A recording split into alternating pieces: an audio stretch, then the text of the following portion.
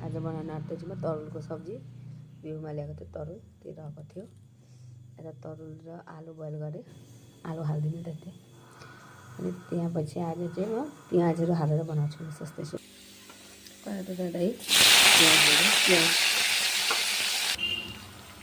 प्याज राखेर लसुन ग्रेड गरेर हाल्दै प्याज लसुन हालेर चाहिँ मैले बनाएको थिइनँ आजसम्म यो। पाँचफोरन हालेर मात्रै पकाउँछु। आज चाहिँ लसुन प्याज हालेर बनाएको कस्तो हुँदो रहेछ खाएपछि थाहा हुन्छ। अब मिठो हुन्छ पनि। त्यहाँपछि बिलाइ पनि काटेर हाल्थेँ, बिलाइ हाल्छु। बिलाइ चाहिँ हाल्छु अरे, प्याज लसुन चाहिँ हालेको थिइनँ।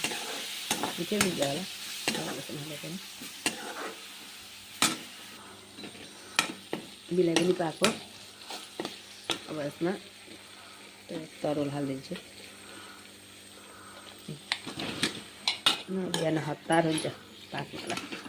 त्यही भएर धनियाँ र प्याजको पत्ता हाल्नुपर्छ, उठ्छ होला। अब आफूले प्याजको पत्ता टिपेर ल्याएँ, घरमा एक दुईवटा भएका छन्। अनि धनियाँ हालिदिन्छु।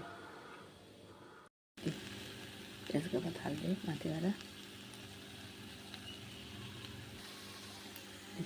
धनियाँ पनि हालिदिन्छु।